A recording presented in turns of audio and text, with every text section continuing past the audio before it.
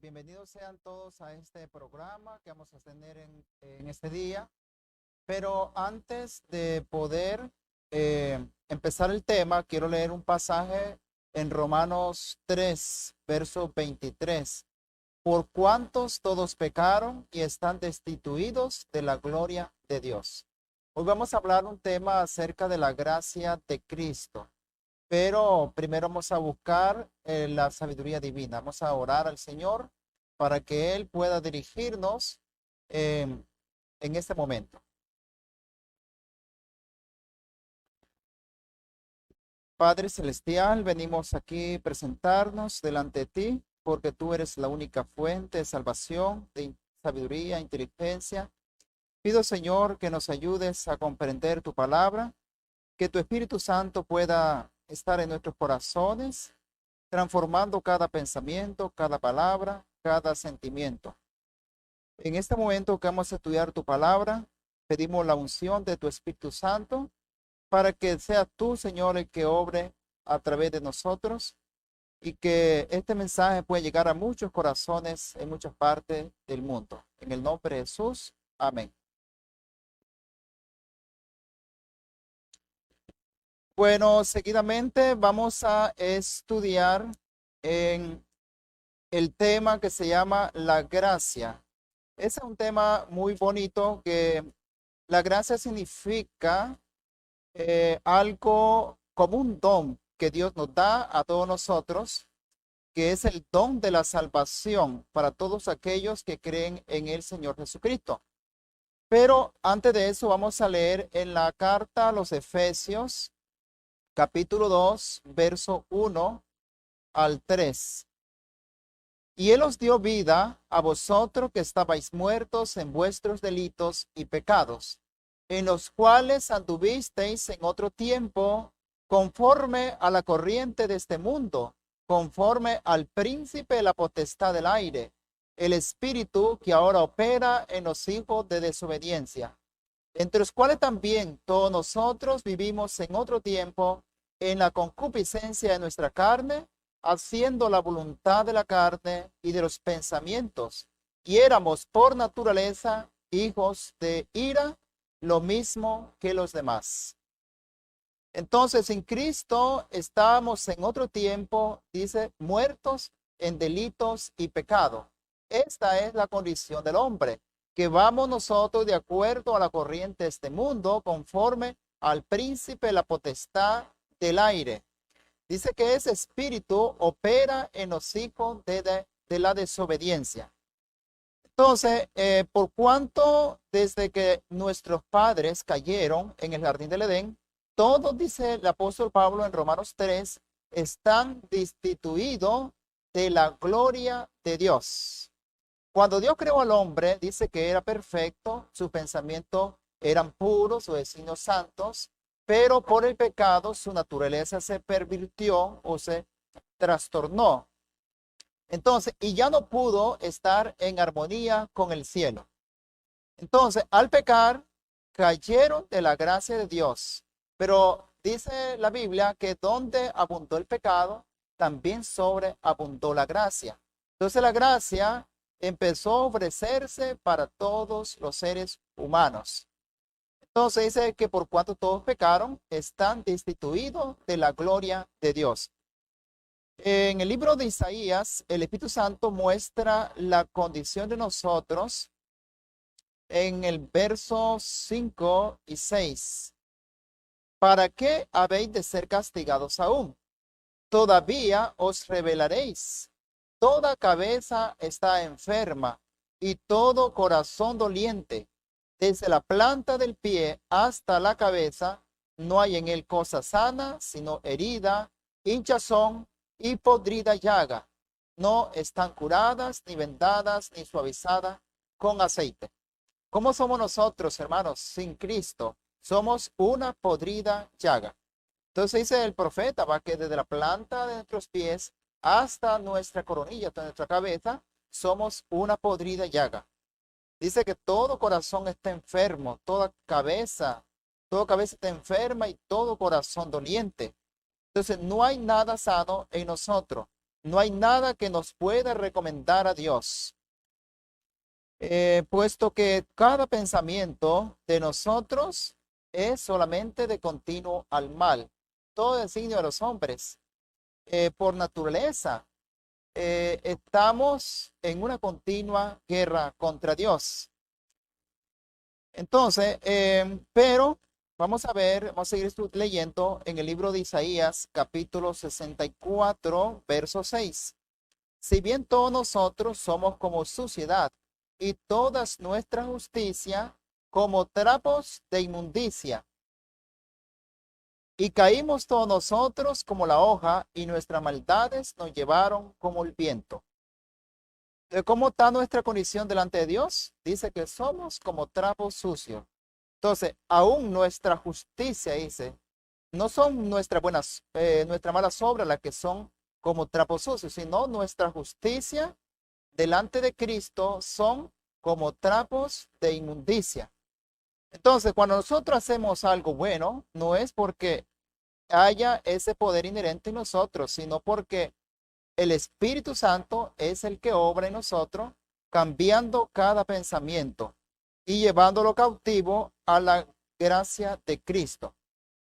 En Romanos capítulo 3, verso 24, la inspiración dice, siendo justificados gratuitamente por su gracia, mediante la redención que es en Cristo Jesús, a quien Dios ha puesto en propiciación por medio de la fe en su sangre, para manifestar su justicia por la remisión de los pecados pasados en la paciencia de Dios, para manifestar su justicia en este tiempo, para que Él sea justo y el que justifica al que cree en Jesús.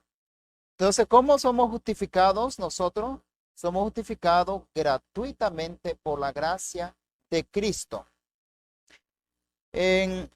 También en el libro, en la carta, perdón, de Efesios, dice, pero Dios, que es rico en misericordia, por su gran amor con que nos amó, aun estando nosotros muertos en pecados, nos dio vida juntamente con Cristo. Por gracia soy salvo. ¿Cómo somos salvos nosotros? Somos salvos por la gracia de Cristo, obrando en nosotros.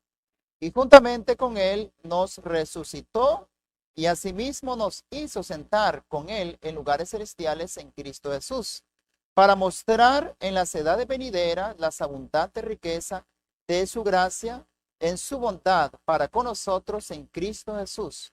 Porque por gracia sois salvos, por medio de la fe, y esto no de vosotros, pues es don de Dios, no por obras, para que nadie se gloríe, porque somos hechura suya, creados en Cristo Jesús, para buenas obras, las cuales Dios preparó de antemano para que anduviésemos en ellas.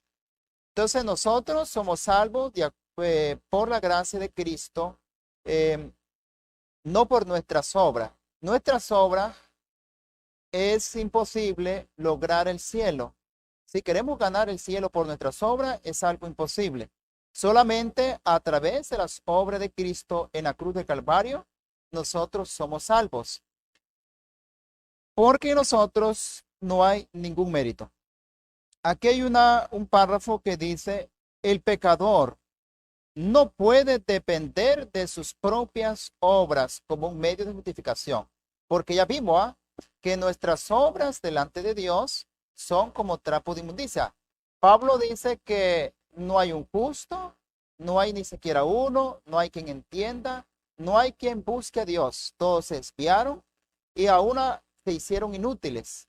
No hay quien haga lo bueno, no hay ni siquiera uno. Entonces, nosotros no podemos hacer nada bueno. Ahora, si nosotros presentáramos nuestras obras delante de Dios, eso sería como un insulto para Él. Dice que el pecador no puede depender de sus propias buenas obras como un medio de justificación. Debe llegar hasta el punto donde renuncia a todos sus pecados y acepta un grado tras otro de luz a medida que brillen sobre su sendero. También dice la salvación para el hombre que Cristo ganó con un sacrificio tan grande es la única que tiene valor. Es la que nos salva del pecado, que es lo único que es de valor delante de Dios. Es el sacrificio que Cristo hizo en la cruz de Calvario para salvarnos de toda iniquidad, para quitar nuestros pecados. Entonces, ¿cómo se consigue la gracia de Cristo? Se consigue gratuitamente, como dice el apóstol Pablo, que somos justificados gratuitamente por su gracia. No necesitamos hacer obras para ser justificados, para recibir la gracia de Dios. Lo que necesitamos es entregar nuestro corazón a Cristo y aceptarle como nuestro Salvador personal. Dejar que Él entre en nuestra vida y que Él obre en nosotros tanto el querer como el hacer por su buena voluntad. Entonces, ese sacrificio que Cristo hizo en la cruz aseguró nuestra salvación para siempre. Nosotros le pertenecemos a Dios, pero habíamos sido vendidos al pecado. Pablo dice que el que es vencido por el que lo venció llega a ser esclavo del que lo venció. Nuestros primeros padres fueron vencidos por Satanás y se hicieron cautivos de él. Y así toda su posteridad llegó a ser prisionera del pecado. Pero Cristo vino a este mundo y pagó el precio de nuestra redención. La redención es algo que uno compra lo que una vez le pertenece, ¿eh? Lo que ya le había pertenecido. Entonces, porque este mundo, la humanidad, había sido vendida al pecado y era el único legítimo soberano, era Cristo.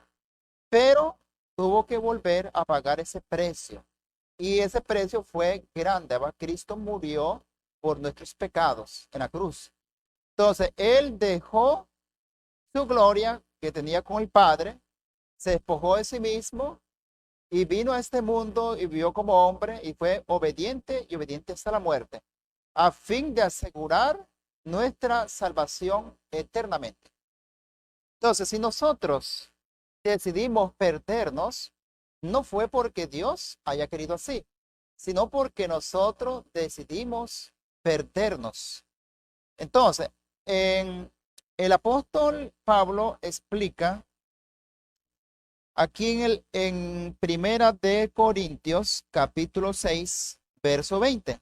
Porque comprados soy por precio, glorificad pues a Dios en vuestro cuerpo y en vuestro espíritu, los cuales son de Dios. Entonces, nosotros fuimos comprados por el precio. ¿Cuál es ese precio? El precio de nuestra redención, que fue el sacrificio que Jesús hizo en la cruz, que derramó su sangre para cada ser humano. Cristo no murió solamente por su pueblo, ni solamente por aquella época, sino que Él hizo un sacrificio perfecto. Él murió para toda la humanidad. Dice Jesús, porque tal manera amó Dios al mundo que dio a su Hijo unigénito, para que todo aquel que en él cree no se pierda, sino que tenga vida eterna. Entonces, Dios amó no solamente a su pueblo, sino que amó a todas las naciones. Toda la tierra estaba en el plan de la redención. Entonces, pero debían creer en Jesucristo y aceptarle como su Salvador personal a fin de ser libertado de la esclavitud del pecado. Entonces, fuimos comprados por ese precio o esa sangre preciosísima de Cristo. Ahora, la gracia de Cristo debe hacer una obra especial en nuestra vida. Y lo encontramos en Tito, capítulo 2, verso 11. Porque la gracia de Dios que trae salvación se ha manifestado a todos los hombres. Pablo dice en Timoteo que dice que Dios quiere que todos los hombres sean salvos y que vengan a la verdad. Y aquí dice que porque la gracia de Dios trae salvación y esa se ha manifestado a todos los hombres. Entonces, ¿cuál es la gracia de Dios? Es la salvación que Cristo ofrece a cada ser humano que se entrega a Él. Entonces, algunos piensan de que la gracia uno no la puede perder. que tiene la gracia, siempre gracia, ¿verdad? Salvo, siempre salvo. Pero esa doctrina no está basada en escritura. Para referirle eso, quiero contar una experiencia de un hermano que predicó una vez, donde dice que un joven que iba en un barco, él había encontrado un diamante y jugaba con el diamante, lo lanzaba hacia arriba y lo tomaba, y él decía que él era rico, ¿ah? Que era el más rico, y lo estaba repitiendo, pero un anciano le dice, hijo, ya sabemos que eres rico, pero si te descuidas, puedes perder ese diamante para siempre. Entonces él siguió jugando y se tropezó y el diamante cayó en lo más profundo del mar. Entonces, nuestra salvación, la gracia de Cristo, no es una herencia. Solamente se recibe por fe y también debemos, si queremos tener esa gracia, tenemos que permanecer en Cristo, porque podemos perderla por nuestro descuido. Ahora, aquí también Pablo explica cuál es el objetivo de la gracia. Dice, enseñándonos que renunciando a la impiedad y a las concupiscencias mundanas, vivamos en este presente mundo sobria, justa y piadosamente. Entonces, la gracia dice que no es un manto para cubrir pecados que no han sido abandonados o confesados. Confesado y abandonado. Pero sí es un poder para cambiar nuestra vida. Entonces, sin la gracia, dice que sería inútil todo esfuerzo de nuestra parte. Ahora, aquí dice que la gracia, el objetivo de la gracia dice que nos enseña que debemos renunciar a la impiedad, a la concupiscencia mundana y vivamos en este mundo sobria, justa y piadosamente. Si la gracia de Cristo no hace ese cambio, entonces es en vano nuestra fe. Si decimos que hemos recibido la gracia del Señor y seguimos pecando, ¿cómo podemos nosotros decir eso? El apóstol Pablo dice, ¿qué pues diremos? ¿Perseveremos en el pecado para que la gracia abunde? En ninguna manera, porque lo que somos muertos al pecado, ¿cómo viviremos aún en él? Entonces, la gracia solamente es estando en el Señor. Ahora, también la gracia de Cristo nos ayuda a otra cosa. En el verso 13 dice de Tito 2, aguardando aquella esperanza bienaventurada y la manifestación gloriosa de nuestro gran Dios y Salvador Jesucristo. Entonces, la gracia nos da la esperanza de tener la vida eterna y cuando venga nuestro Señor Jesucristo, recibirlo como nuestro gran Dios y Salvador Jesucristo. Entonces, Cristo también dice que es quien se dio a sí mismo por nosotros para redimirnos de toda iniquidad y purificar para sí un pueblo peculiar, celoso de buenas obras. Entonces, Cristo nos ha redimido y ha elegido un pueblo para purificarlo. Y dice para que sea un pueblo especial, un pueblo peculiar, un pueblo celoso de buenas obras. Ahora, nosotros podemos tener confianza plenamente en los méritos de Jesús. No por nuestras obras, dice Pablo, de justicia Él nos salvó, sino por su misericordia y por la renovación de su espíritu. Vamos a leer en Tito 3:5. Dice, nos salvó no por obra de justicia que nosotros hemos hecho, sino por su misericordia y por el lavamiento de la regeneración y de la renovación del Espíritu Santo. ¿Cómo nos salvó Cristo? No por nuestras obras, no porque éramos buenos, sino por su misericordia. Nos ha redimido, nos ha salvado. Por eso dice que Pablo menciona que no somos salvos por las obras, para que ninguno de nosotros se gloríe o se glorifique, porque no debe haber ninguna jactancia. Ahora, en Hebreos 4, verso 16 dice, acerquémonos pues confiadamente al trono de la gracia, para alcanzar misericordia y hallar gracia para el oportuno socorro. Entonces, ¿qué podemos hacer? Acercarnos confiadamente al trono de su gracia. Cristo no desecha a ninguna persona que confiadamente llega a Él. Hermanos, para ir terminando, solo voy a leer un pasaje en Hebreos capítulo 12, donde dice, por tanto, nosotros también, teniendo en derredor nuestro tan grande nube de testigos, despojémonos de todo peso y del pecado que nos asedia, y corramos con paciencia la carrera que tenemos por delante. Puesto los ojos en Jesús, el autor y consumador de la fe, el cual por el gozo puesto delante de él, sufrió la cruz, menospreciando la vergüenza, y se sentó a la diestra del trono de Dios. Entonces, si creemos que Jesucristo es nuestro Salvador y le hemos recibido en nuestro corazón, podemos vivir confiando siempre en sus promesas. Pero aquí también dice que tenemos que poner los ojos en el Señor. Si no queremos caer, si no queremos fracasar en nuestra vida diaria con el Señor, tenemos que mantener nuestra vista en Él. Jesús dice, y cuando el Hijo del Hombre fue levantado, a todos se atraerá a sí mismo. Y en Isaías dice, miradme a mí y se salvo todos los términos de Cristo. Solo en Jesús, hermano, hay salvación. Dice que no se nos ha dado otro nombre, dado a los hombres, en quien podamos ser salvos. ¿Quién es el único que salva? Es Cristo. Ahora, Jesús también dijo claramente, yo soy el camino, la verdad y la vida. Nadie viene al Padre sino por mí. Entonces, para ir al Padre tenemos que ir a Jesucristo. Entonces, Jesucristo es el camino, la verdad y la vida. Hay un párrafo que quiero leerle aquí, dice que debemos de despojarnos de todo peso.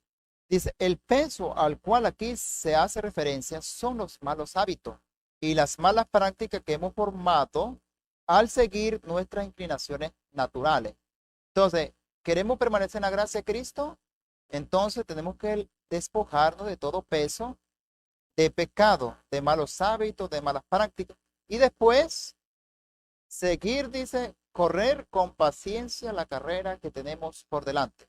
Y poner los ojos en Jesús, que es el autor y consumador de nuestra fe. Dios nos bendiga en esta hermosa mañana. Amén. Vamos